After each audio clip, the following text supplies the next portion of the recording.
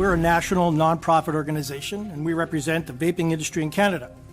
I'm also a public affairs professional, and proudly I'm a Heather Crow Award winner, having served dutifully on the Smoke-Free Ontario campaign cabinet some 10 years ago.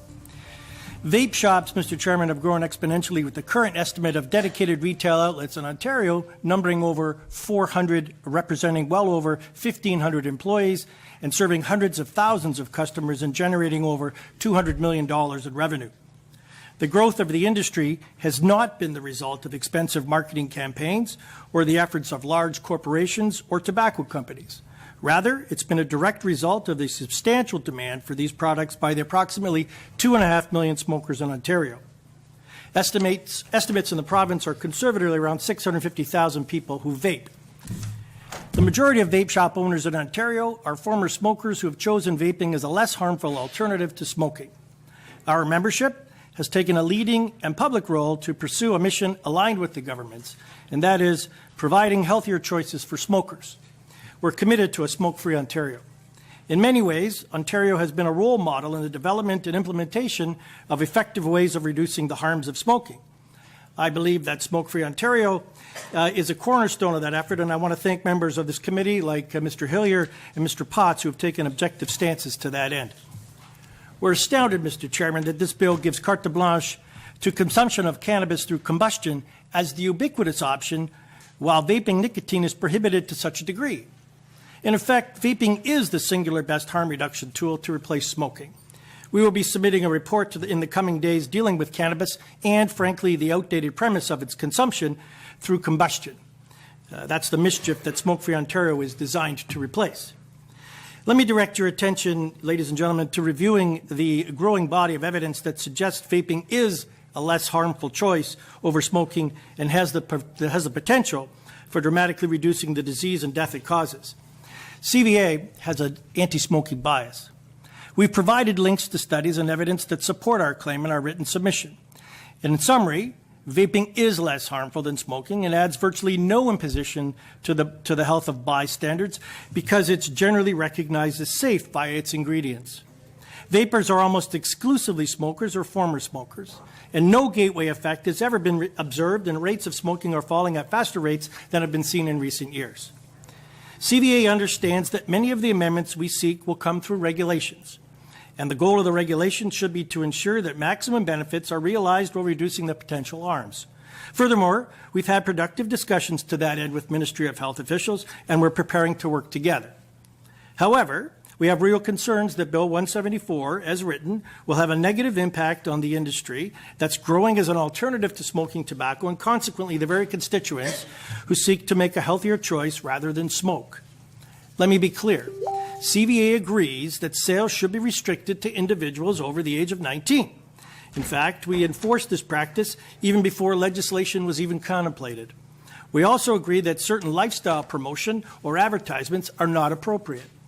We request the committee consider amendments put forward, and we'll give them in our submission, specifically permitting sampling indoors at vape shops, consistent with what we negotiated with other provinces like Manitoba and British Columbia. Permitting dedicated adult-only vape shops to openly display and promote and sell their products similar to what we negotiated in Manitoba.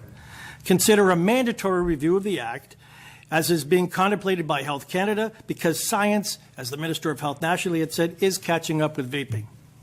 Our amendments would provide adult smokers with access to assistance and education provided by vape shop owners, which is crucial for a smoker looking to transition away from cigarettes. Our amendments would provide smokers with a greater value proposition by permitting them to sample vape products in adult-only shops where no tobacco is sold and supporting the message that vaping is a less harmful alternative.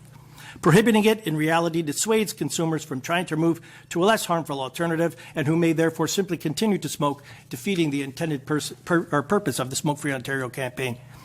Vaping technology has catapulted in leaps and bounds, Mr. Chairman. Research continues to debunk the myths that have permeated mainstream media about vaping. The technology is getting better, and the fact that it could be the effective breakthrough. Thank you, Mr. Kealey, for your remarks. Now move to the government side. Mr. Potts, 3 minutes. Do finish your last paragraph, Mark. I'd hate to see this breakthrough dashed, marginalized, or even forced underground, Mr. Potts, by what appears to be some of the misguided crusade against the effectiveness of vaping by those who should be champions for its effective and responsible use as a tool to get smokers off cigarettes altogether.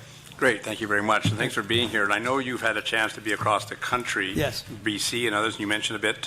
How are we doing it differently within the legislative frame that you would like to see us change? Well, Mr. Potts, I'm a little concerned that it's very prohibitive. I mean, if you look at what we've done with Health Canada, the Minister of Health nationally ripped off our line when she said science is catching up with this less harmful alternative. That was our line. And they've said we could have made this, we could have prohibited this altogether, but we realize that people want to get off smoking cigarettes, and this is a viable alternative. It's harm reduction, and there's recognition for that. And are you finding some of that recognition within our government, within the ministry who's overseeing this side? And do you see the opportunity within regulations that we can enshrine this concept of harm reduction? We are entirely encouraged by the discussions we've had with the Ministry of Health as it relates to the process by which we could do some of those exemptions through regulation. We're very encouraged. And I was very interested in your comments around cannabis. I mean, we'll be selling cannabis in government stores. Do you think that's the right vehicle for us to be selling cannabis? And should we be encouraging vaping of cannabis rather than consumption? Look, you've opened the opportunity for cannabis, like an LCBO for cannabis, and I got to commend you for trying to do that. The issue, though, as I see it, is the Canadian Vaping Association has said not only to the government of Canada but to every province across this country that we are going down a path of accreditation and certification for those who are in this business, and so that puts us very squarely in the opinion of being detail experts. Vaping is vaping. It matters not if it's cannabis or nicotine. The point of the exercise is that those people across across the aisle from the person who wants to procure that would be certified to do that because they have knowledge of what vaping. Would it be can do. consistent then if the government of Ontario was selling marijuana in stores that they should also be selling vaping equipment to raise the highlight the importance of vaping over combustion? I've made this comment across this country. I think it's ludicrous that the only option that you have right now for consumption of cannabis is to smoke it. So at least we should have educational materials you would suggest in those stores that people should be vaping and not smoking. Yes, I do, Mr. Potts, and I think it behooves the government to look at the Canadian Vaping Association to help with some of the viable alternatives. We appreciate your advocacy. Thank you. Thank you. Thank you, Mr. Potts. The PC side, Mr. Hillier. Thank you, and thank you very much for Thanks, being Mr. here Hillier. today. Listen, I would have liked to ask this question to the previous presenter, just because he's in the retail trade. But has the CVA done any studies with regard to vapors in this specific regard? I have never come across somebody who vapes who wasn't previously a smoker. Right. I've just never seen it. I've met many, been in many vape shops. Everybody coming in that I've talked to and are a smoker and looking to quit. Has the CVA done any studies, or would you give us your view on that? Well, Mr. Hu, we've taken the time to do a literature review similar to what happened with the University of Victoria. Mm-hmm. I find that that study, which is a literature review, gets really limited countenance, not only from Health Canada but from even this government with respect to the I'm going to say the less harmful effects of vaping. We have not done any research, and I think it's not our purview to be doing research, but we are looking at organizations that are doing research. UK, there's a tremendous volume of research that's happening by virtue of public health in UK that's doing a lot of public work. Health England has come out and said this is the most effective harm reduction tool that they've. Yes, they have. Yeah. Yes, they have, and they we endorse embraced that the wholeheartedly. concept. And so have other groups. Yep. But again, it goes back to you ask your point. It's not fair for us, and we've been very clear with the lexicon that we've used, and we've been very clear with Health Canada that it's not fair to say that this is safer. It's not fair to say that this is healthier. So we've been very clear that this is less harmful. Yeah. The ideal is that people don't smoke. The ideal is that people don't vape, but they do. Perfection is a little bit of beyond our grasp. Exactly. I stated earlier that the new federal bill S5 will be regulating the material in the vape juice, but you also mentioned Manitoba and BC and other provinces where they have taken a less prohibitive approach as what is contemplated. How long has that been going on for, and what are the results are we seeing in those provinces? We worked with the government of Manitoba very clearly, even the transition from the old government to the new government, and they've been very, very good with have us sitting at the table to work out issues on the regulation side. British Columbia, the minister himself said, we want your help in terms of drafting the regulations. So you can sample flavors in those stores. You can try it out. You can change a coil or demonstrate how things work and see what nicotine level might be the most effective for you to reduce your smoking. Correct. All that stuff. It would be interesting, I guess, and I don't know if we have that available. Thank you, Mr. Hillier. Are you asking a research question? Yep, that's right. Mr. Natashak. Chair, you have referenced British Columbia and Manitoba. How long have they had their regs as it relates to vaping? The vaping regs in Manitoba came out last summer. They started last summer. Relatively new. So about a half a year ago. Do they have the same mechanism to review those regulations in a time frame? We actually asked for and got in the province of Manitoba a review, and the review is every 2 years. Every 2 years. Yes. How do their version of how they treat vaporizers, how does that align with their version of the Smoke-Free Ontario Act?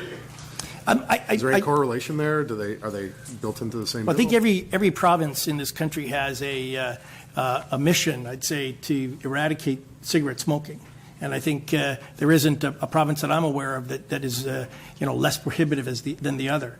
It's the manner in which they're allowing less harmful alternatives to come into the marketplace. And I think Manitoba has done a terrific job to engage with those who are, I'm going to just say, subject matter experts in the delivery of a less harmful alternative, and allows what they call qualified vape product shops to deliver vape equipment rather than convenience stores. On a technical level, do their vape regulations lie within their version of the Smoke-Free Ontario Act? Are they built into? Are they talking about cigarette smoke and vaping in the same?